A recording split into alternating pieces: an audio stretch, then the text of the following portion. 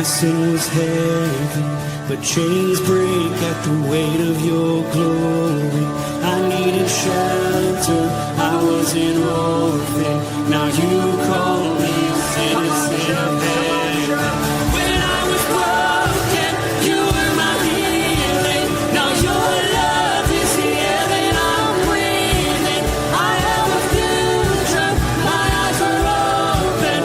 'Cause when you call my name, I ran out of that grave, out of the darkness, into your glorious day.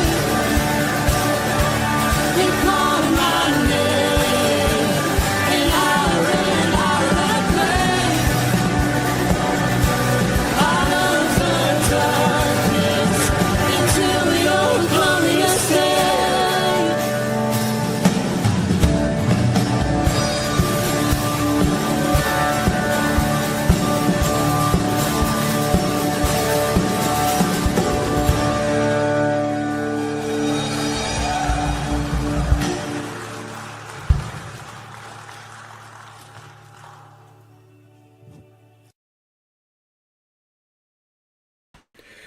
Good morning, Firmly Rooted family, and happy blessed Wednesday morning. Great to have all of you on board. We got a good number of people I can see.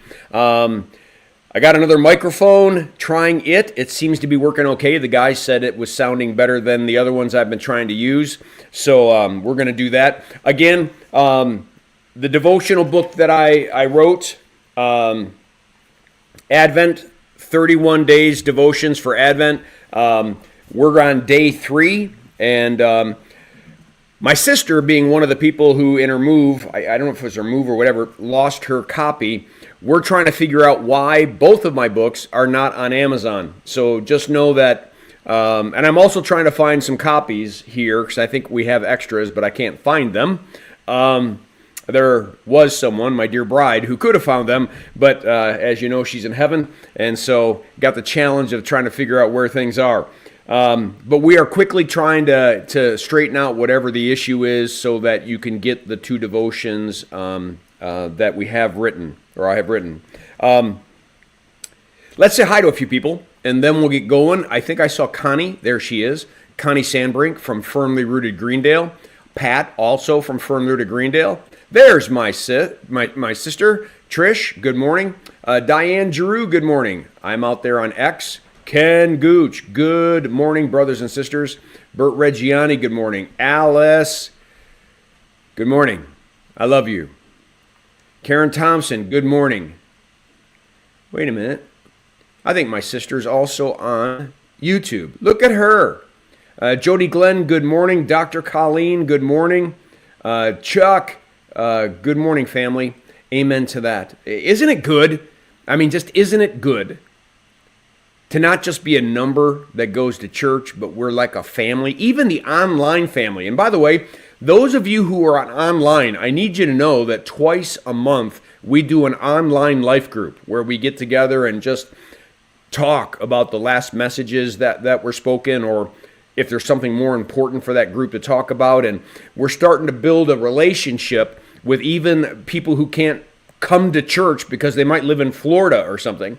So just know that we have a life group that happens Mondays, 2nd and 4th Mondays of every. And if you are interested, send an email to office@firmlyrooted.org and we'll get you connected. But let's get to the devotion.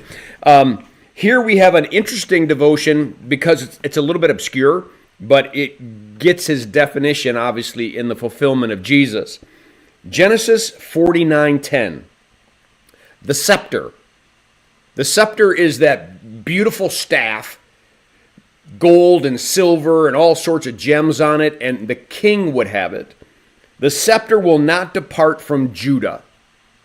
Out of the 12 tribes, the Messiah was going to come from the tribe of Judah, nor the ruler's staff from between his feet. It's guaranteed until he comes to whom it belongs, and the obedience of the nations is his. So he's not only going to be the king of Israel, but he's going to be the king of all nations. Here's what I had to say. What is so fun and amazing about this series of devotions on messianic prophecies is that they all come from the Old Testament. As you go through this 31-day journey, you're going to be amazed at how specifically Jesus is described and depicted thousands of years before his ministry even began.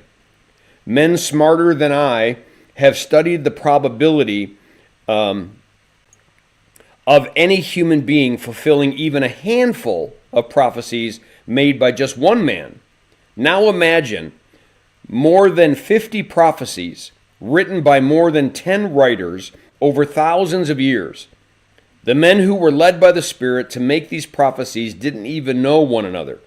Jesus fulfilling these prophecies is a mathematical impossibility. But with God, all things are possible. In this verse from Genesis, the Messiah is prophesied as coming from the tribe of Judah, and he would be a king who would eventually rule all nations. Thousands of years later, Jesus was born as an offspring of the tribe of Judah. He was direct descendant of King David. When asked by Pilate whether he was a king, he replied that he was.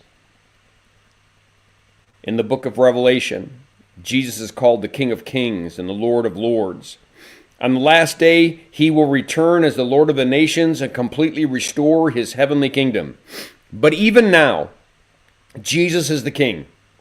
He is the King of the universe, and he is the King of our hearts. You and I are members of his kingdom by virtue of his love and his grace. As you give honor to your Lord and King this Christmas season, be reminded that God saw fit to clearly foretell of his coming way back in Genesis. Peace, Tom. I just want to touch base on that improbability. If one man wrote a few prophecies about somebody, it is possible that someone